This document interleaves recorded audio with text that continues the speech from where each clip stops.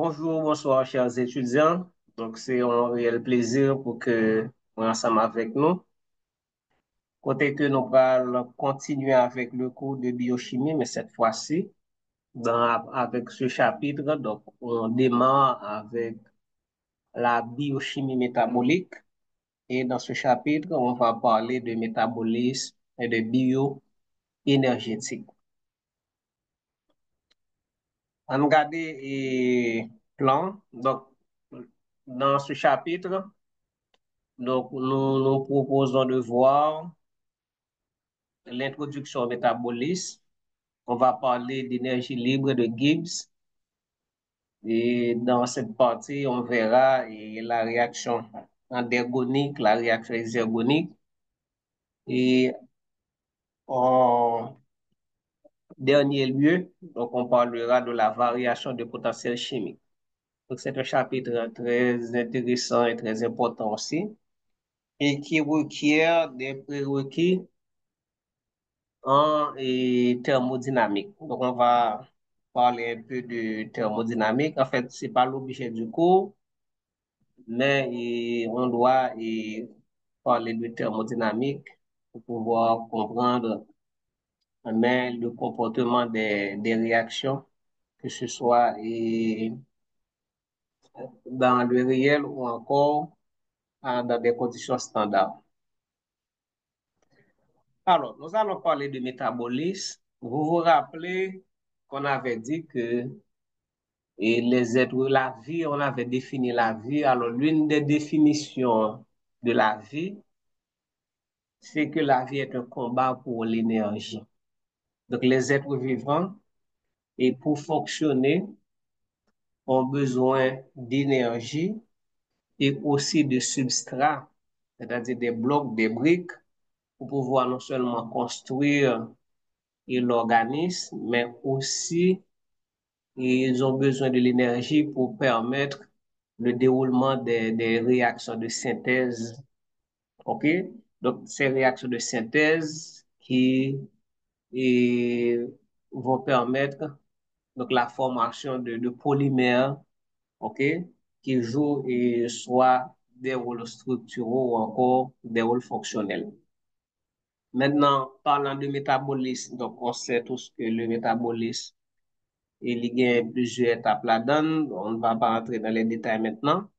Maintenant, ce que je voudrais vous dire, c'est que l'énergie dont on a besoin provient du soleil. OK? Donc, le soleil, et cette énergie, le soleil est la source principale d'énergie. Et cette énergie lumineuse est mise en réserve dans les aliments produits par les végétaux et ces aliments qui sont gorgés de composés organiques.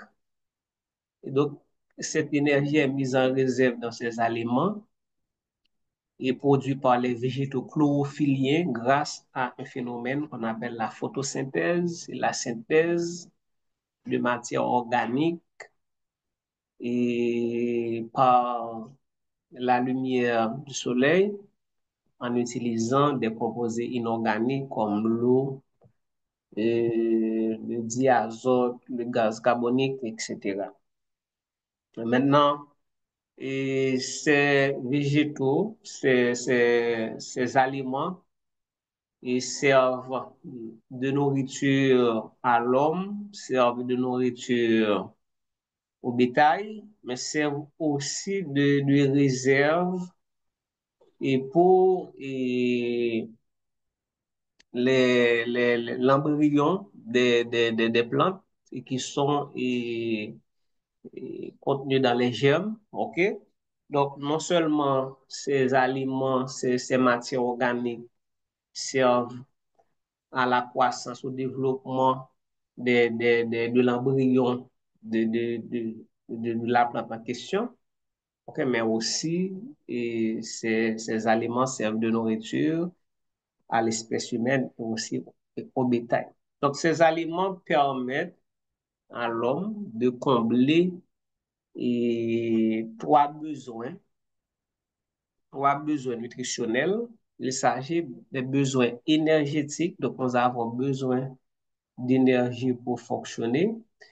Et cette énergie provient du soleil en passant par les végétaux. Donc l'énergie du soleil, c'est l'énergie lumineuse.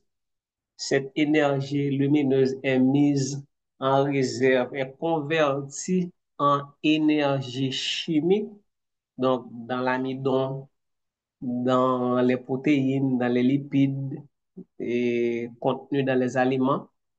Et l'homme, en consommant ces aliments, convertit et cette énergie chimique en une autre forme d'énergie chimique et qu'on appelle ATP, adénosine triphosphate. Donc, pour certains autres organismes, c'est pas l'ATP, c'est d'autres nucléotides. Maintenant, les besoins nutritionnels de l'organisme sont de trois ordres. Donc, il y a les besoins énergétiques, il y a les besoins catalytiques. Et n'oubliez pas que nos cellules sont le siège de beaucoup de réactions métaboliques et ces réactions nécessitent la présence non seulement d'enzymes, mais aussi de coenzymes pour que cette réaction se réalise et rapidement, ok, rapidement. Donc, les enzymes, les coenzymes sont nécessaires. Maintenant, il faut savoir que les enzymes sont des protéines, à l'exception des ribozymes, à l'exception des ribozymes. Donc, en tant que tel, les enzymes sont des protéines. Les enzymes sont, en tant que protéines, ils sont constitués d'éléments structurels qu'on appelle acides aminés. Or, les acides aminés ils proviennent de nos aliments, des aliments qu'on ingère. Ok, la viande, le lait, les œufs, etc., les légumineuses. Donc, ce sont des sources importantes de protéines. Et ces protéines, quand elles sont digérées, donc elles libèrent les acides aminés qui seront par la suite et absorbés et assimilés par l'organisme. Et ensuite, les besoins plastiques, c'est-à-dire que l'organisme donc, ont besoin de matériaux pour pouvoir faire la réparation tissulaire, de matériaux nécessaires à la construction et au développement des cellules, à la formation d'organites, à la formation, par exemple, si on prend le cytosquelette, le squelette cellulaire qui est constitué de trois types d'éléments, les microfilaments d'actine, les filaments intermédiaires et les microtubules. Donc, les filaments d'actine, ce sont des structures dynamiques qui s'organisent, se désorganisent. Donc, vous comprenez? Donc, il y a à un moment donné un besoin de construction. Un exemple clair, au moment de la division cellulaire, donc il faut construire le fuseau mitotique. Ok, donc à ce moment, il y a un besoin de protéines. Ok, mais après la division cellulaire, la cellule n'a plus besoin de fuseau mitotique et par conséquent, et là, vous voyez, donc ce besoin plastique, c'est en fait besoin de matériaux pour pouvoir construire, pour pouvoir mettre en place des structures et faire la réparation tissulaire, des matériaux nécessaires à la multiplication cellulaire. Parce que quand une cellule va se diviser, donc la cellule va donner naissance à deux autres cellules et par conséquent, il y a un besoin supplémentaire de matériaux pour que effectivement donc, cette cellule mère puisse donner naissance à deux cellules filles. Donc maintenant, la satisfaction de ces besoins nutritionnels passe par l'alimentation. Et l'alimentation, c'est le fait d'apporter à l'organisme ce dont il a besoin, les aliments, et qui, avant d'être absorbé, métabolisé, doit être digéré. Donc la digestion, c'est la transformation mécanique et chimique des aliments et le rôle de la digestion, c'est de transformer les polymères tels que amidon, polymère de glucose, les protéines polymères d'acide aminé. Donc, ces polymères doivent être digérés afin de libérer les éléments structuraux qu'on appelle nutriments, par exemple glucose et les acides aminés. Et ce sont ces nutriments qui ont la capacité de traverser la membrane plasmique des entérocytes par un mécanisme de transport membranaire qui leur est propre, auquel on ne va pas entrer dans les détails. OK, donc une fois que ces nutriments se retrouvent dans le sang, donc le sang transporte ces nutriments au niveau de toutes les cellules de l'organisme où ils vont être métabolisés. Donc, le métabolisme se subdivise en catabolisme. Donc, le catabolisme, c'est ce qu'on appelle couramment la dégradation des nutriments.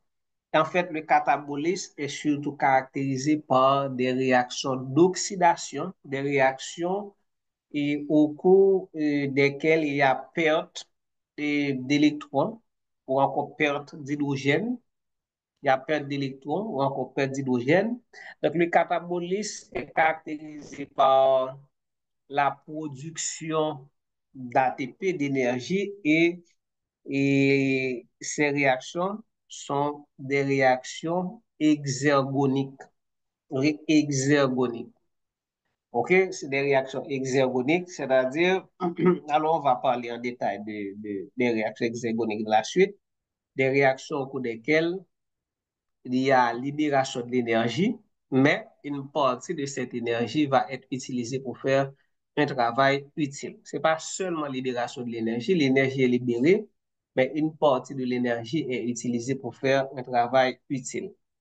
Et l'autre partie du métabolisme, c'est l'anabolisme, qui c'est des réactions de synthèse, et ces réactions sont des réactions de réduction. Avant, on avait oxydation, perte d'électrons, mais ici, c'est des réactions de réduction, donc c'est gain d'électrons.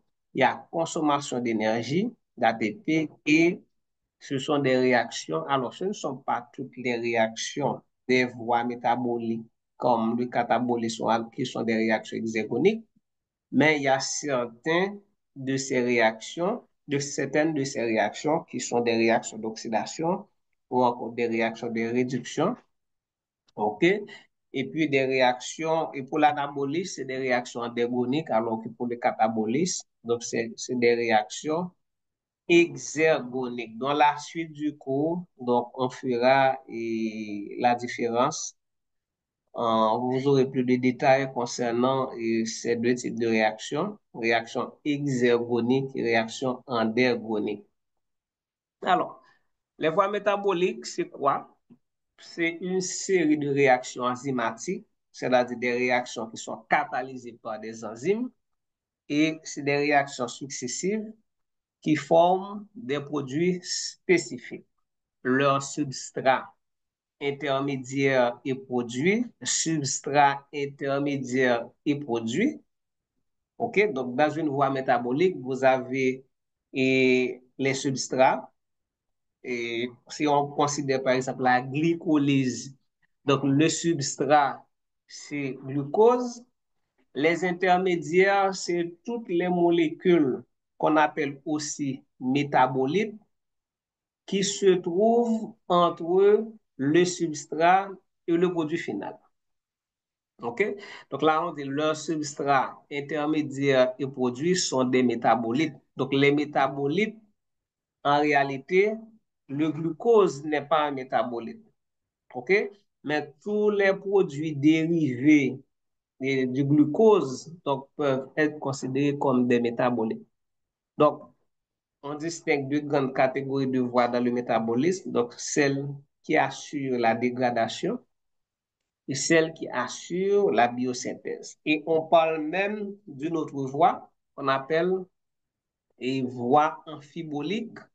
Voie amphibolique, c'est le cycle de Krebs, OK?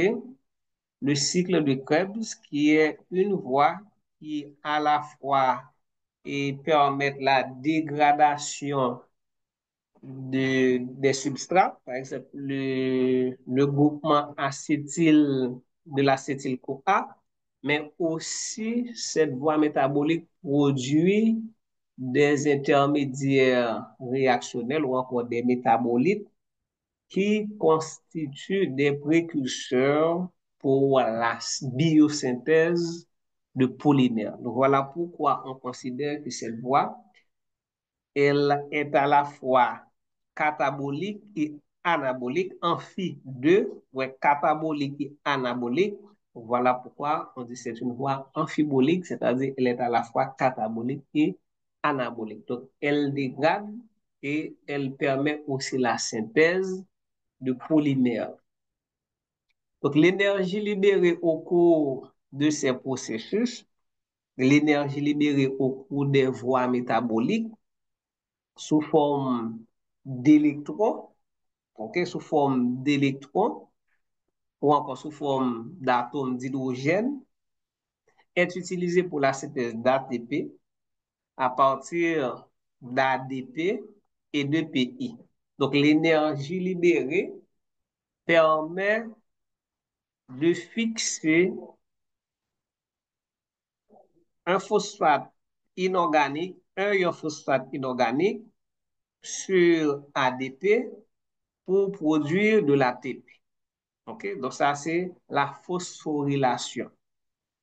Ou encore, cette énergie est utilisée pour la réduction du coenzyme NADP+, coenzyme pyridinique. Ici, NADP+, c'est la forme oxydée. Donc, c'est la forme oxydée. Donc, cette énergie est utilisée pour la réduction du NADP+, en NADPH, qui est la forme réduite de ce coenzyme. Coenzyme dérivé de la vitamine B3 ou niacine. L'ATP et le NADPH sont les sources principales d'énergie libre pour les voies anaboliques. OK? Pour les voies anaboliques.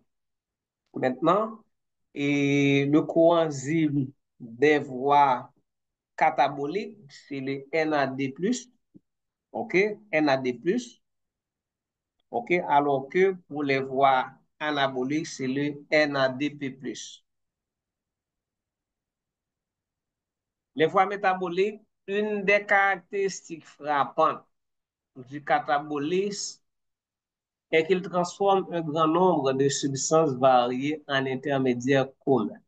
Acétyl-coenzyme A. Coenzyme A, qu'on a vu dans un cours précédent, est un coenzyme transporteur de groupement acyl. Donc, acétyl, c'est un groupement acyl. Donc, le coenzyme A prend en charge le groupement acétyl provisoirement. Donc, il prend le groupement acétyl d'une molécule, ok, et puis il va transférer à une autre molécule dans le cycle de Krebs.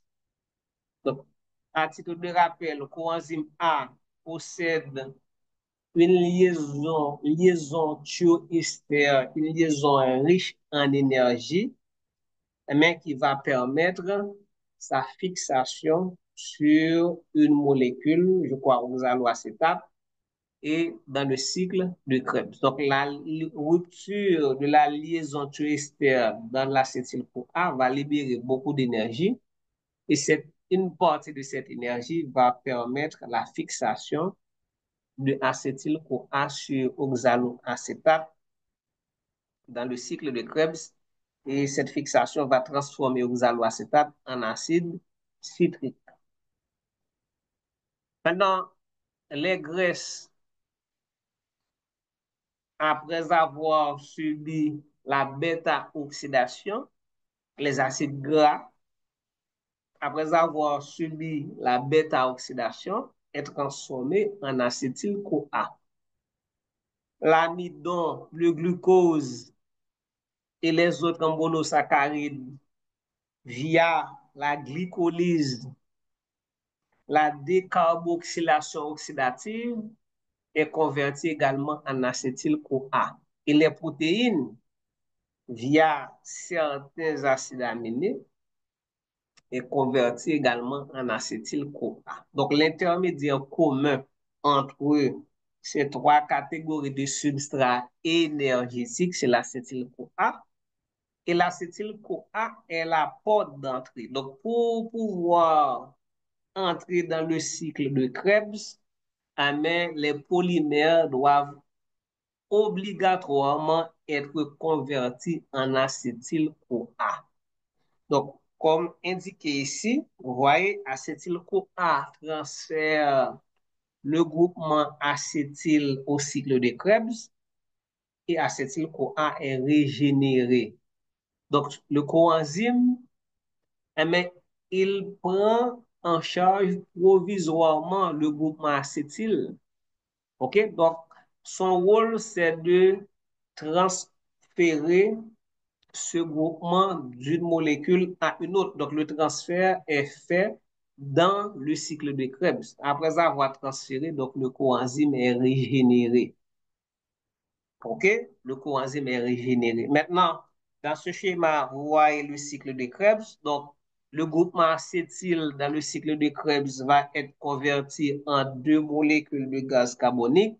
Et au cours de cette réaction, au cours de cette voie métabolique, il y a certaines réactions d'oxydation, 3 ou 4. Donc, pendant ces réactions, donc, il va y avoir perte d'électrons. Les électrons seront pris en charge par des coenzymes d'oxydoréduction comme le NAD+, ou encore FAD. Maintenant, ces coenzymes arrivent sous forme oxydée. Après avoir accepté les électrons, ils deviennent et ils sont transformés en forme réduite. Et sous forme réduite, ces coenzymes vont transférer et les électrons pris en charge au niveau de la chaîne respiratoire mitochondriale. OK? Au niveau de la chaîne respiratoire mitochondriale où l'oxygène est l'accepteur final. L'oxygène est l'accepteur final. Donc, on va parler en détail de la chaîne respiratoire mitochondriale. OK? Mais le transfert de ces électrons au niveau de la chaîne respiratoire mitochondriale va permettre donc la phosphorylation oxydative. La phosphorylation oxydative, c'est-à-dire la fixation de phosphate sur l'ADP pour produire l'ATP. Donc ici, on vous montre l'acétyl-CoA. OK? Voici l'acétyl-CoA. Donc ici, vous avez le radical acétyl. OK? Donc, voici le groupe acétyl. Ici, c'est acétyl. OK? C'est acétyl. Donc, c'est ce groupement qui est pris en charge par le coenzyme. Et puis, ici, vous avez la liaison thioester. Thioester. Thioester, donc, c'est une liaison à haut potentiel énergétique, riche en énergie. Et la rupture de la liaison entre l'atome de soufre et le carbone du groupement carbonyle donc, va libérer beaucoup d'énergie. Okay? Et cette énergie, une partie de cette énergie va être utilisée pour faire un travail. Donc, vous avez la rupture est considérée comme une réaction, une réaction exergonique, ok, exergonique. Et maintenant, la fixation d'acétyl sur oxaloacétate donc, va être considérée comme une réaction endergonique. Hydrolyse et puis synthèse. Donc ici, c'est une hydrolyse qui a gagné avec libération de l'énergie et puis de l'autre côté, c'est fixation, c'est synthèse avec consommation d'énergie. Donc maintenant, et ATP et acétyl-CoA, c'est deux molécules et importantes et des voies métaboliques dont on parle ici. Donc, l'ATP est produit au niveau des mitochondries, qui peut être utilisé au niveau du cytosol et au niveau du noyau. Par exemple, au niveau du cytosol, donc l'ATP est utilisé dans la traduction, par exemple dans la synthèse des protéines. OK? Au niveau du noyau, dans la réplication, et dans pas mal de réactions, l'acétyl-CoA est produit au niveau des mitochondries et utilisé dans le cytosol, OK, soit pour la synthèse des lipides ou pour autre chose.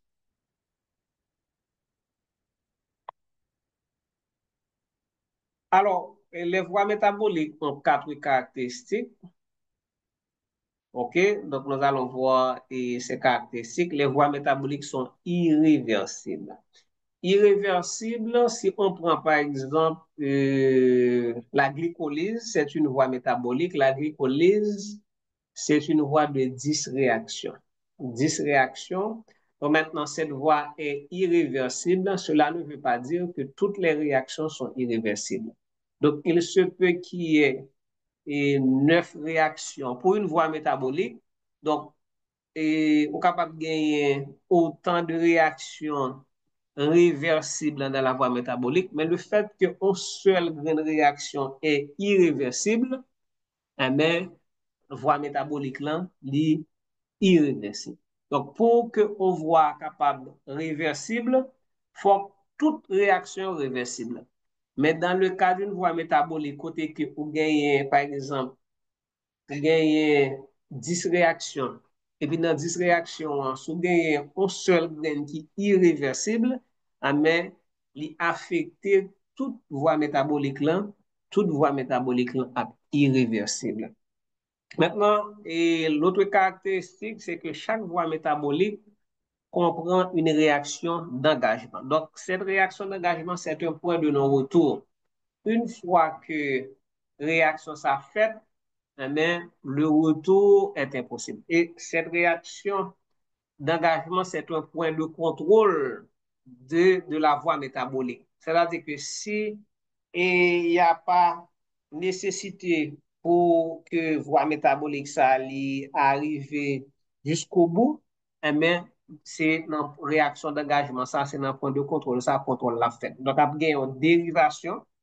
OK? Au lieu que substrat li entre dans réaction ça, mes cellules là pour mettre en place un mécanisme pour que substrat ça li aller vers d'autres voies métaboliques. Toutes les voies métaboliques sont régulées, sont contrôlées. Bon, c'est évident parce que et n'oubliez pas que la cellule n'a pas toujours besoin d'eux. OK? Donc, à un moment donné, la cellule a peut-être besoin de beaucoup d'énergie, mais à un autre moment, donc la cellule n'en a pas grand besoin. Voilà pourquoi donc, les voies métaboliques sont régulées. OK? Et cette régulation se fait via des enzymes et via des réactions. OK? Via des enzymes. Donc, cette régulation implique des réactions. Donc, les réactions d'engagement, par exemple. Et cette régulation concerne les enzymes qui catalysent ces réactions, mais aussi cette régulation concerne les produits issus des réactions d'engagement ou encore des produits finaux de cette voie métabolique ou encore des coenzymes. OK? Chez les eucaryotes, les voies métaboliques se déroulent dans des sites intracellulaires spécifiques. Chez les eucaryotes, bon, et contrairement aux prokaryotes qui n'ont pratiquement pas d'organites, donc c'est tout à fait normal que chez les prokaryotes, les voies métaboliques se déroulent dans le cytoplasme, alors que chez les eucaryotes, qui gagne lui-même des organites, OK? Mais voies métaboliques déroulées dans des sites intracellulaires spécifiques, notamment dans la mitochondrie. Alors, il faut dire que pas toutes les voies métaboliques. Par exemple, la glycolyse, qui c'est la première phase de l'oxydation complète du glucose, Donc, il est déroulé dans le cytoplasme. OK, c'est extra-mitochondrial. C'est dans le cytoplasme et glycolyse en fait. Donc, c'est après la glycolyse qui va naissance à acide pyruvique. Donc, acide pyruvique donc, va être dégradé au niveau donc, de la mitochondrie. Toute cellule est le siège de milliers de réactions biochimiques qui mettent en jeu des transferts de matière et d'énergie. Et bon, je ne vais pas, je pense que je vais parler de ça déjà, donc nous allons arrêter là. Donc nous parlons, en fait, ce slide, ça, c'est une transition entre parties que nous avons parlé de métabolisme avec la bioénergétique que nous allons parler là. Ok, nous allons parler là. Et comme je l'avais dit, donc le soleil, c'est la source principale d'énergie, donc énergie lumineuse. Donc, que planture, grâce à la photosynthèse, convertit en énergie chimique, par exemple, ouais, et en glucides, en utilisant des composés inorganiques comme gaz carbonique et l'eau, donc pour capable de produire et, et des glucides comme amidon. Et amidon, ça, lorsque nous ingérons, donc il pral oxydé par le dioxygène, ok, c'est la respiration cellulaire. Et grâce à cette respiration cellulaire, donc on pral gagner énergie qui pral libérer et cellulaire pral utiliser énergie ça pour fixer le phosphate inorganique sur l'ADP, donc ça qui parle de ATP, donc c'est une forme de réserve d'énergie dans les cellules eucaryotes. Nous allons parler de la bioénergétique. Bioénergétique, c'est quoi? C'est la thermodynamique qui est constituée de plusieurs systèmes et de lois appliquées à la biochimie. Donc, c'est la thermodynamique appliquée à la biochimie. Donc, la thermodynamique appliquée à la biochimie. Donc, la bioénergétique, c'est une branche de la biochimie qui analyse le flux d'énergie dans les systèmes vivants. Donc, maintenant, dès qu'on parle de biothermodynamique, il faut voir les systèmes. OK? Les systèmes peuvent être ouverts, les systèmes peuvent être fermés, et des systèmes fermés qui facilitent le transfert d'énergie, mais pas transfert de matière, mais il y a des transferts, des systèmes qui est fermés et qui pas et permettent ni transfert d'énergie, ni transfert de matière. Et à ce moment, on parle de système adiabatique. Donc, le système adiabatique, donc, vous avez vu un cours de thermodynamique, donc vous êtes certainement habitué avec cette expression système adiabatique. Maintenant, la thermodynamique, son rôle, c'est d'étudier donc les transferts d'énergie entre les systèmes. Donc, la bioénergétique étudie quoi? L'approvisionnement, l'utilisation et les transferts d'énergie dans l'air cellule. Donc, ouais, pourquoi on vous a donné un cours de thermodynamique? C'est un prérequis, tout comme la chimie organique, pour comprendre la biochimie. Maintenant, l'énergie qui nous intéresse dans les systèmes vivants, c'est l'énergie libre de Gibbs. OK? Gibbs, c'est en l'honneur du scientifique qui avait mis en lumière cette énergie. Donc, elle a deux composantes. Donc, l'énergie qui nous intéresse, c'est pas tant, c'est l'énergie de Gibbs, libre de Gibbs, ou encore on appelle énergie libre, tout simplement. Et il y a un autre nom, c'est enthalpie libre, je crois, enthalpie libre. Donc, elle a deux composantes. Donc, ces deux composantes, c'est l'enthalpie et l'entropie. Enthalpie et l'entropie. Donc, l'enthalpie est liée à la quantité de chaleur à pression constante. Donc, l'entropie, c'est la quantité de désordre.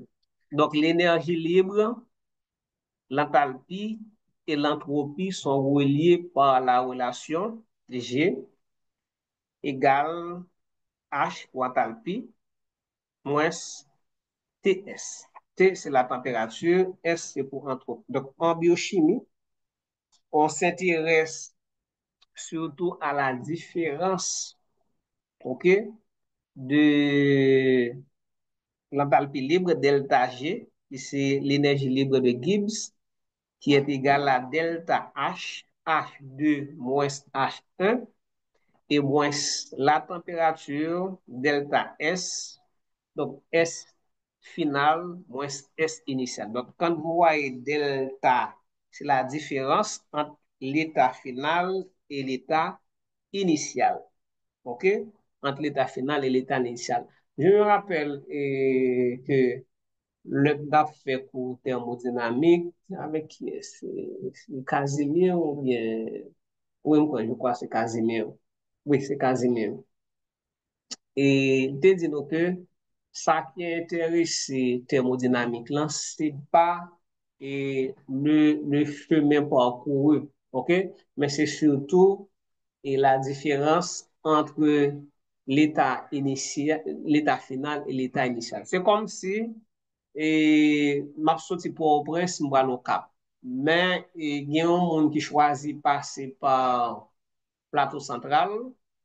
Et puis, il y a l'autre monde qui passe au normal, nous connaissons, et Cabaret, Saint-Marc, Gonaïve, et Henry, Plaisance, et puis les belles rivières au Cap. Donc, thermodynamique, là, pas besoin de connaître qui ou tout fait. L'important, c'est que le connaît pour sortir, il connaît pour sortir pour presse, pour arriver au Cap. Donc, on a la salle de jeu, connaît, c'est la différence, ok, d'énergie entre l'état initial et l'état final. Donc, l'autre a bien rappelé qui énergie côté gagné, l'arrivée qui énergie et puis le fait différence entre deux, voilà, et ça qui est intéressant. Ok, donc nous allons parler de la variation d'énergie libre. Donc, la variation d'énergie libre, c'est delta G. Ok, et on va parler aussi de la variation d'énergie libre standard. Donc, en fait, quelle est la différence? La variation d'énergie libre, c'est dans des conditions réelles. OK? C'est dans des conditions réelles. C'est la vie, c'est la cellule. OK? C'est la cellule. Alors que la variation d'énergie libre standard, c'est des conditions, c'est au laboratoire. OK? C'est au laboratoire. Donc, c'est standard, c'est-à-dire que, donc, les paramètres sont les paramètres tels que par exemple la concentration, température, donc il y a une valeur standard pour quelle que soit les molécules que tu es capable de considérer. Donc la différence, c'est que la variation d'énergie libre, c'est dans des conditions réelles, par exemple la cellule, et la variation d'énergie libre standard, donc les mêmes c'est laboratoire avec des conditions standards. Donc, même température, même concentration, même pression. Donc, quelle que soit la molécule que tu as considérée, donc, condition, ça ne va pas changer. OK? Donc, on va considérer une réaction réversible, c'est-à-dire une réaction qui a fait dans les deux sens. Dans le sens 1, de la gauche vers la droite, et le sens 2, de la droite vers la gauche. Donc maintenant, chaque réaction, ça y a fait à une vitesse, et vitesse là, est égale à qui ça pour la réaction 1. OK? Sens direct, c'est V1 égale à K1. Ça, c'est constante de la vitesse par la concentration de A fois la concentration de B, les substrats. Et puis pour la réaction inverse, donc la réaction inverse, donc c'est V2 égale la constante de vitesse 2 fois la concentration de C fois la concentration de D. Maintenant, à l'équilibre, V1 est égal à V2. Alors, qu'est-ce qu'une réaction? Quand est-ce qu'une réaction est à l'équilibre? C'est quand la réaction se fait dans les deux sens, de la gauche vers la droite, de la droite vers la gauche, mais à la même vitesse. OK? Une réaction est à l'équilibre, c'est quand la réaction se fait dans les deux sens, OK? Mais à la même vitesse. Donc, la réaction est à l'équilibre. Donc, c'est la raison pour laquelle ici, vous voyez, V1 est égal à V2. Donc, si V1 est égal à V2, donc maintenant, on peut dire que K1 fois A, concentration de A fois concentration de B égale à K2 fois concentration de C fois concentration de. Maintenant, si on fait K1 sur K2, donc vous voyez bien ce que ça va donner.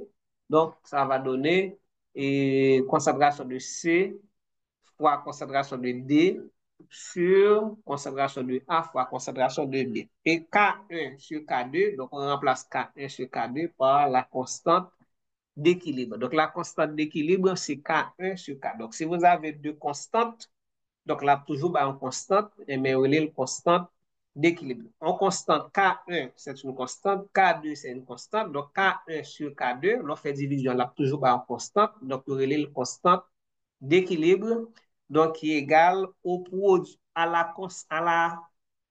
au produit de la concentration des produits, ok, ouais, au produit, multiplication, au produit de la concentration des produits sur le produit de la concentration des substrats. Ok, voilà. Maintenant, chaque molécule A, B, C et D a sa propre énergie libre de Gibbs. Donc, en sorte que pour A, on a GA, pour B, on a GB, pour C, on a GC, pour D, on a GD. Et si on fait la variation de l'énergie libre de Gibbs, qui ça la baille delta G, ok, qui c'est égal à la variation d'énergie libre des produits moins la variation d'énergie libre des substrats. Donc, produit qui ça nous gagne C et D. Donc, c'est GC plus GD moins GA plus GB. Donc, la variation d'énergie libre de Gibbs, delta G ou encore delta prime. Donc, ça qui arrive que nous c'est delta G. Ça dépend de dans quel domaine nous est. Mesure quoi? La partie de l'énergie d'un système qui produit un travail utile. C'est ce qu'il faut retenir. La variation d'énergie libre de Gibbs, qui ça mesurer la partie de l'énergie d'un système qui produit un travail utile.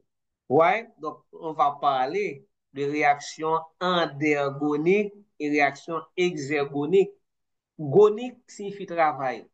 Gonique signifie travail. OK? Voyez, et le terme est répété ici. La variation d'énergie libre de Gibbs, delta G ou delta G', mesure la partie de l'énergie d'un système qui produit un travail utile. Donc, travail gonique, exergonique, endergonique, ok, exergonique, endergonique. Donc, thème ça, c'est pas même bagarre avec exothermique et endothermique. Dans les conditions standards, donc ici, c'est dans les conditions réelles de la vie, de fonctionnement d'une cellule. Maintenant, au laboratoire, dans les conditions standards, quelles sont les conditions standards? Température 25 degrés C ou bien 298 Kelvin, pression en atmosphère, la concentration et des substrats, des produits égale à 1 M, ok? 1 M. Maintenant, ces conditions sont standards. Quelle que soit molécule, réaction, on va le considérer. Si vous voulez déterminer delta G libre, la variation d'énergie libre standard, il faut considérer ces conditions. Donc, ces conditions, ça. Et on sait que R, c'est la constante des gaz parfaits. Température, c'est pour la température. Et puis, on a LNKE, logarithme népérien de la constante d'équilibre KE. OK? Donc, maintenant, qu'est-ce qu'on a démontré? Mais avant, hors des conditions standards, hors des conditions standards, donc il y a un lien entre delta G et delta G0. Delta G0 ou delta G0 prime, c'est la variation d'énergie libre standard. Donc, on avait delta G prime avant ou delta G tout court.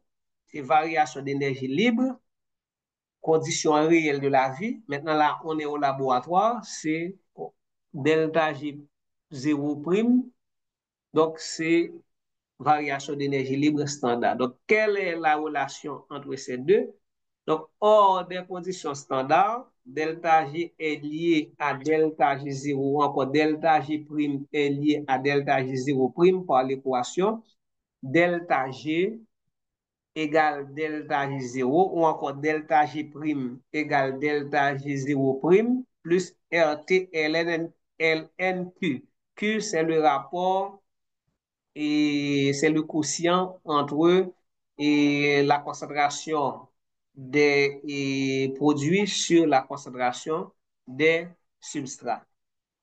Ou bien KE. Donc, on pourrait remplacer Q ici par KE, la constante d'équilibre. OK? Q ici pourrait remplacer par KE. OK? Maintenant, qu'est-ce qu'on a montré? On démontre que la variation d'énergie libre dans des conditions libre standard à l'équilibre est égal à delta G0 prime moins égal et delta G0 prime égale moins RT ln Q ou bien ln KE. K est à l'équilibre. Donc maintenant, et qui côté nous jouons une formule ça, pas oublier que nous dit que delta G est lié à delta G0 par l'équation delta G égale à delta G0 plus RT ln Q ou bien ln KE. Eh bien, puisqu'on est à l'équilibre, et nous pourquoi ça, puisqu'on est à l'équilibre, quand une réaction est à l'équilibre, eh bien, la constante d'équilibre est égale à 0. Donc, la constante d'équilibre, est-ce que c'est après? Quand on est à l'équilibre, la constante, voilà ici. OK, voilà, c'est là. À l'équilibre, delta G est égal à 0. Donc, si delta G est égal à 0, OK, maintenant, regarde, si delta G est égal à 0, donc nous remplaçons delta G par 0.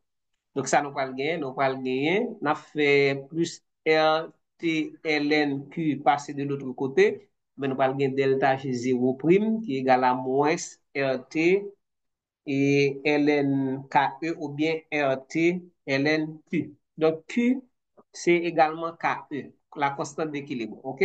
On va pas dire Q ou bien K à l'équilibre, donc c'est même bagage. Alors, le signe 0 bien degré, bah, on renvoie aux conditions standards et le signe et l'apostrophe prime, donc au pH égal à 7. Alors, quelles sont les implications? Si delta G0 prime est supérieur, est inférieur à 0, est inférieur à 0, ok, inférieur à 0, regardez bien où, inférieur à 0. Donc, pour que l'inférieur à 0, il faut constante d'équilibre, c'est-à-dire le rapport des produits sur les le rapport des produits sur les substrats est supérieur à 1. Donc, la réaction a une réaction, ce sera une réaction, ce sera une réaction exergonique. OK? Ce sera une réaction exergonique. Nous sommes capables de ça. Si nous avons une constante d'équilibre qui est égale à, qui est supérieure à 1, supérieur à 1, donc maintenant, si nous remplaçons et la constante d'équilibre par 1 dans cette formule, delta G0 prime égale à moins RT ln KE. Donc là, on a gagné une valeur, je dis que delta G est inférieur à 0. Donc cela veut dire que ln K qui est supérieur à 1, mais la baille on valeur qui positive, donc là, nous faisons multiplication avec moins qui devant, donc là-bas, on valeur négative. C'est pourquoi on a gagné delta G prime qui est inférieur à 0. Mais par contre, si on a dit que la réaction à l'équilibre, ok? La réaction est à l'équilibre, côté que on a dit que nous gagnons KE qui est égal à constante d'équilibre qui est égal à 1. Donc, ln1 à base 0. OK? Là, toute partie ça, il va égal à 0. Et à ce moment, la réaction sera à l'équilibre. Maintenant, si KE est inférieur, KE, la constante d'équilibre est inférieure à 1. Donc, pour que la constante d'équilibre est inférieure à 1, il faut et les substrats sont en plus grande quantité que les produits. Parce que produits en lait, substrat en bas, dans un rapport là. Donc, si substrat en plus grande quantité, donc réaction est inférieure à 1. Quand les produits sont en plus grande quantité, réaction est supérieure à 1. OK? Donc, maintenant, si les substrats sont en plus grande quantité, cela veut dire que la réaction est favorisée dans le sens 2. Si les produits sont en plus grande quantité, la réaction est favorisée dans le sens 1. OK?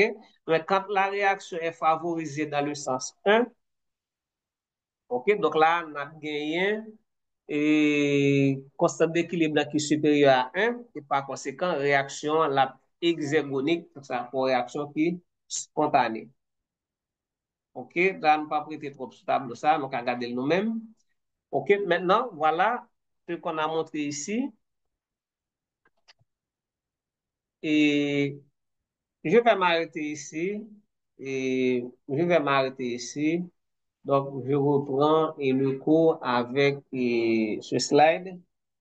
Donc, et voilà. Donc, on s'arrête ici. Donc, si vous avez des questions, donc vous pouvez poser les questions dans la rubrique commentaire qui est en bas vidéo.